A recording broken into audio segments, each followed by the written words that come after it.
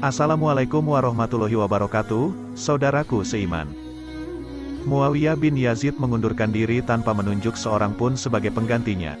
Para pemuka dan pembesar keluarga Bani Umayyah, yang tetap ingin mempertahankan jabatan khilafah berada di tangan mereka, segera mengangkat Marwan bin Hakam sebagai khalifah keempat Bani Umayyah.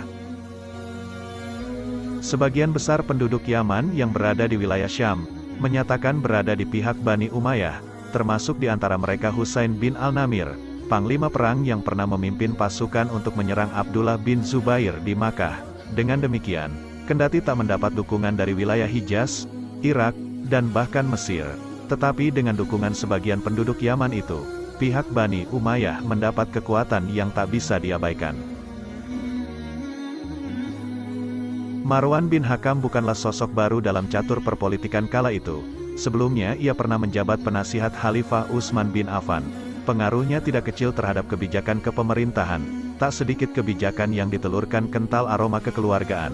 Beberapa gubernur kala itu banyak yang diganti dengan orang-orang dari pihak keluarga Umayyah. Misalnya, jabatan gubernur di Mesir yang dipegang oleh Amr bin As, diganti oleh Abdullah bin Sa'ad. Abu Ubaidah bin Jarrah, yang berhasil menaklukkan wilayah Syria dan Palestina dari tangan Romawi. Jabatan gubernur digantikan oleh Muawiyah bin Abi Sufyan. Sa'ad bin Abi Waqqas, yang berhasil menaklukkan wilayah Irak dan Iran dari tangan Persia. Jabatan gubernurnya digantikan oleh Ziyad bin Abihi. Begitupun dengan beberapa wilayah lain. Sebagian besar para pemimpinnya diganti dengan orang-orang dari pihak keluarga Umayyah. Kebijakan ini tak bisa dilepaskan begitu saja dengan pengaruh Marwan bin Hakam, mengingat kondisi usia Khalifah Utsman yang sudah lanjut kala itu. Kebijakan yang tidak terjadi sebelumnya itu, melahirkan berbagai ketidakpuasan, gejolak muncul di beberapa tempat. Puncaknya, Khalifah Utsman terbunuh. Marwan bin Hakam melarikan diri ke Damaskus, dengan membawa pakaian Utsman yang masih berlumuran darah, lantaran merasa tidak puas dengan kebijakan Khalifah Ali, yang dianggap tidak segera mengusut pembunuh Utsman, menyebabkan semakin keruhnya suasana. Terjadilah perang Siffin antara pihak Khalifah Ali bin Abi Thalib dan Muawiyah.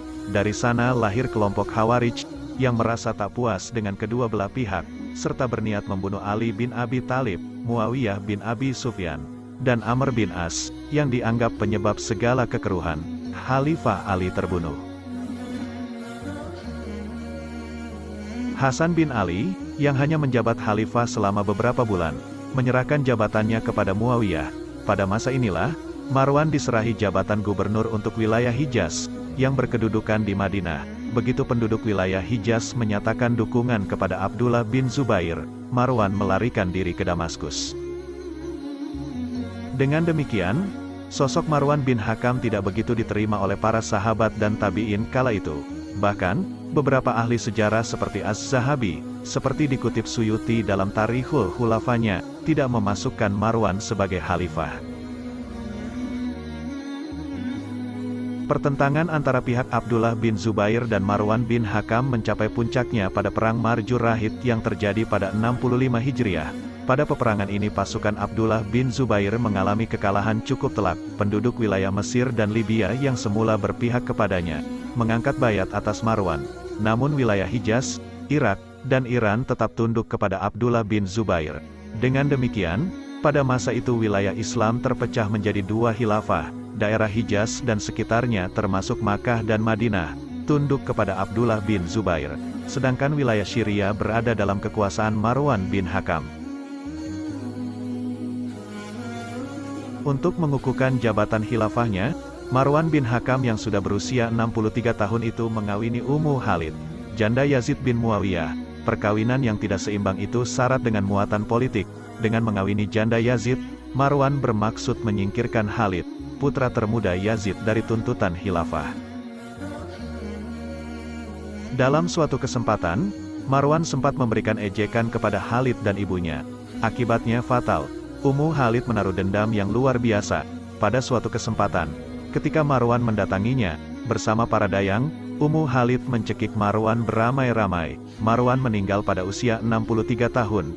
Ia hanya menjabat khilafah selama 9 bulan 18 hari. Masa pemerintahannya tak membawa perubahan banyak bagi sejarah Islam.